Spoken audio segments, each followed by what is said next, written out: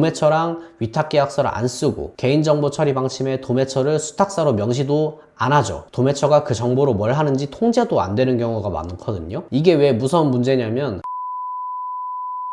판매처가 30곳이 붙어서 서로 죽어라 가격 경쟁을 해도 정작 그 30곳 중에 이득 보는 사람은 단 한 명도 없다면 믿으시겠어요? 안녕하세요, 이커머스 이대표입니다. 제가 뜬구름 잡는 얘기 안 하고 실전에서 확인한 것만 공유하는 거 아실 텐데요. 오늘은 지금까지와 다르게 위탁 판매 막 시작하셨거나 시작을 고민 중인 분들을 위한 얘기를 해보려고 합니다. 혹시 지금 위탁 판매 시작하신 지 얼마 안 되셨는데 생각보다 잘 안 되고 계신가요? 아니면 이제 막 시작해볼까 고민 중이셨나요? 오늘은 왜 대부분의 사람들이 위탁 판매를 시작했다가 얼마 못 가서 포기하게 되는지, 그리고 2026년 지금은 그 이유가 예전이랑 좀 달라졌다는 얘기를 해보려고 합니다. 그리고 하나만 미리 말씀드릴게요. 오늘 얘기 중에 매출이라는 말이 나오면 그게 곧 순수익은 아니라는 거 꼭 기억하시면서 들어주세요. 당연한 얘기인데 유튜브에서는 보통 100억 매출이라고 하면 100억 벌었다고 얘기하시더라고요. 이 둘을 헷갈리면 오늘 얘기의 절반은 놓치시는 거예요. 온라인 시장에는 수많은 판매자들이 있고 또 수많은 판매 방법이 있죠. 크게 나눠보면 사입,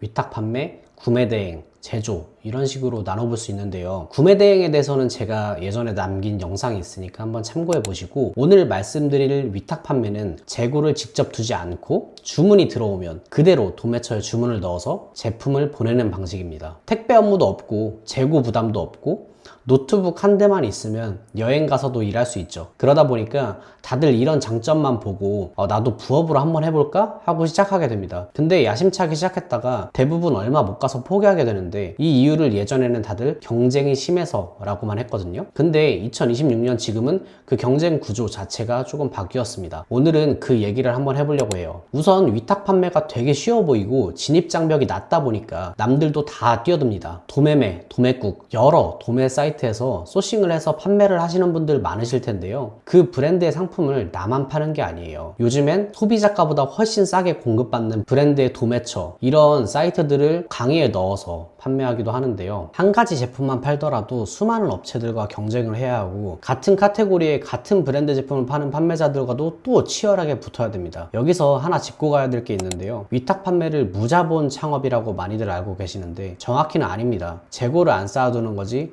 결제는 선결제예요. 고객 주문이 들어오면 내 사업자 카드나 계좌로 먼저 도매처에 결제를 하고 정산은 그 다음에 들어오는 구조거든요. 그러니까 최소한의 운영자금이 있어야 시작할 수 있는 겁니다. 물론 후 결제로 받아주는 위탁 판매처도 있습니다. 그러다 보니까 위탁 판매를 하다 보면 서로 결국 피 튀기는 최저가 경쟁으로 가게 되는 경우가 많아요. 소비자들은 같은 브랜드의 같은 제품이라면 결국 저렴한 걸 사거든요. 근데 이게 그냥 가격 경쟁의 문제가 아니에요. 여기서부터가 제가 오늘 진짜 하고 싶은 얘기인데요. 다들 카탈로그에 묶여서 최저가 싸움한다 까지는 아시는데 정작 그 카탈로그에 대해서 자세히 알지는 못하더라고요. 네이버 쇼핑에 가격 비교 카탈로그라는 게 있죠. 같은 상품 파는 판매처들을 하나로 묶어서 보여주는 건데 여기서 최저가인 상품이 제일 상단에 뜹니다. 그래서 다들 10원이라도 더 싸게, 100원이라도 더 싸게 올리려고 치열하게 싸우는 거예요. 카탈로그는 다시 이 쇼핑몰별 최저가랑 브랜드 카탈로그로 나뉘는데요. 특히 이 브랜드 카탈로그는 브랜드 본사나 독점 대행사가 카탈로그를 만들고 관리할 권한도 갖고 있습니다. 상품명도 임의로 바꿀 수가 없어요. 내가 정성 들여서 지은 상품명이 있어도 가격 비교 서비스에 묶이는 순간 이 등록된 상품명이 따로 이렇게 노출되는 겁니다. 이 말은 결국 무슨 뜻이냐면요. 우리가 아무리 열심히 팔아도 아무리 치열하게 최저가 경쟁을 해도 결국 그 카탈로그의 주인은 우리가 아니라는 거예요. 판매자들끼리 마진 깎아가면서 피 터지게 싸우는 동안 트래픽이랑 브랜드 인지도는 결국 본사한테로 쌓입니다. 상상해보세요. 이 판매처가 20개, 30개가 서로 붙어서 가격 깎아가면서 싸우고 있는데 정작 그 카테고리에서 제일 이득 보는 사람은 그 30곳 중 아무도 아니고 브랜드 본사라는 거죠. 모두 다 잘 아시는 치킨 게임 구조입니다. 본사는 온라인 판매를 안 하고 있어서 괜찮다고요? 과연 그럴까요? 자회사나 신규 사업자 혹은 신규 법인으로 본사가 아닌 것처럼 위장해서 판매하는 경우도 허다합니다. 여기다가 하나 더 있는데요. 2026년 하반기부터는 네이버에서 그룹 상품을 밀어주고 있습니다. 있습니다. 그룹 상품을 간단하게 설명드리면 지금까지 현재도 콜라 500ml, 1리터, 2리터 이런 상품을 한 개 페이지에서 판매가 가능했어요. 지금도 물론 판매는 가능하고요. 다른 옵션 상품 보기로 나와 있는 것들이 이제 그룹 상품입니다. 이걸 클릭해보면 190ml, 210ml 이렇게 들어오게 되면 190ml 30개, 60개, 210ml 30개 이런 식으로 나눠져 있는데요. 사실 이게 일반 상품도 이제 옵션이 나눠져 있잖아요. 근데 이게 그 상품이랑 다른 점은 그런 상품들은 이 상품 번호가 하나예요. 예를 들어서 여기 상품 번호, 상품 고유 번호가 있죠?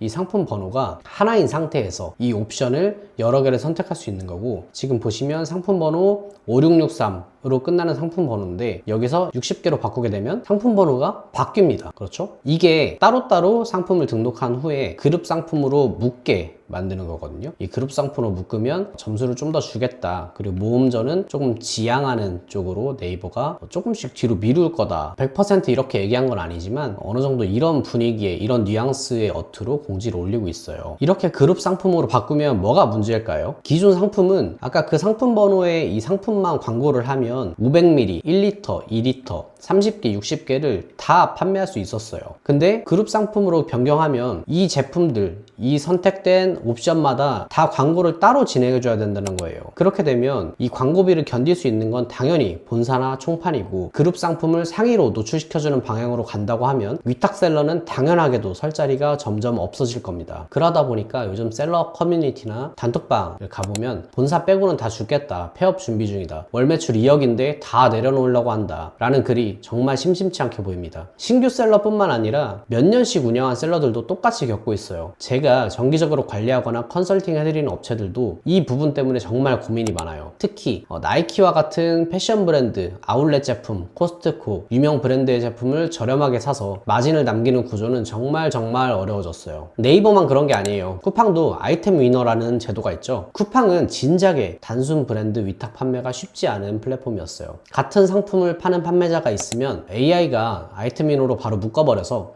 10원이라도 저렴하게 파는 판매자가 예전의 리뷰까지 모두 가져가는 시스템입니다. 심지어 본사가 올린 상품도 위조품이나 땡처리 물건을 구매해서 다른 판매자가 뺏어가는 상황도 굉장히 흔해요. 아니면 6시에 퇴근하면 7시, 8시 정도부터 이런 가짜 상품이나 낮은 퀄리티의 상품을 의도적으로 매칭해서 새벽까지 판매를 한 다음에 아침이 되기 전에 매칭을 풀고 아니면 상품을 삭제하고 이렇게 하는 사례가 정말 많습니다. 소비자 입장에서는 좋은 리뷰 보고 구매했는데 정작 배송받은 건 질 낮은 제품이나 가짜 제품인 거죠. 그리고 하나 더, 여러분 코멧, 곰곰, 탐사, 홈플래닛 이런 거 들어보셨죠? 쿠팡이 최근 몇 년간 PB, 그러니까 자체 브랜드 상품을 계속 확장하고 있는데요. 쿠팡은 어떤 상품이 잘 팔리는지, 어떤 가격대에서 반응이 좋은지 데이터를 가장 많이 갖고 있는 곳이거든요. 그러다 보니까 유통셀러 입장에서는 불안할 수밖에 없어요. 내가 열심히 키워서 월 판매량 몇만 개씩 나오는 상품을 만들어도 오히려 플랫폼이 그 데이터를 보고 비슷한 PB를 만들거나 제조사랑 직거래를 터버릴 가능성을 의식하게 되는 거죠. 그리고 또 하나의 정말 큰 문제, 개인정보 문제인데요. 이건 경쟁이나 알고리즘 문제가 아니라 조금 다른 얘기인데, 위탁 판매하시는 대부분 모르고 넘어가는 부분이라 꼭 짚고 가겠습니다. 고객이 주문하면 그 고객의 이름, 주소, 연락처를 도매처한테 넘겨서 도매처가 직접 배송하잖아요. 이게 법적으로는 개인정보보호법상 개인정보 처리 위탁에 해당하는 행위입니다. 이게 문제가 안 되려면 두 가지가 갖춰 있어야 돼요. 첫째, 도매처가 그 정보를 오직 배송 목적으로만 써야 되고요. 만약 도매처가 그 정보로 자기 마케팅을 하거나 다른 데 쓰면 이건 위탁이 아니라 제3자 제공이 되고, 이때는 고객의 별도 동의가 반드시 필요합니다. 둘째, 내 스토어의 개인정보 처리 방침에 그 도매처를 수탁사로 명시해야 되는 게 원칙이에요. 근데 실무에서는 사실 이게 잘 안 지켜지죠. 도매처랑 위탁계약서를 안 쓰고 개인정보 처리 방침에 도매처를 수탁사로 명시도 안 하죠. 도매처가 그 정보로 뭘 하는지 통제도 안 되는 경우가 많거든요. 이게 왜 무서운 문제냐면, 법적으로는 위탁자, 그러니까 판매자가 도매처의 개인정보 처리에 대해서도 관리감독 책임을 지게 됩니다. 도매처에서 정보가 유출되거나 오남용되면 책임은 결국 판매자한테 돌아올 수 있다는 거예요. 정확한 처리 방법은 개인정보보호 관련 전문가나 법률 자문을 받아보시는 게 안전합니다. 그래서 결론이 뭐냐면,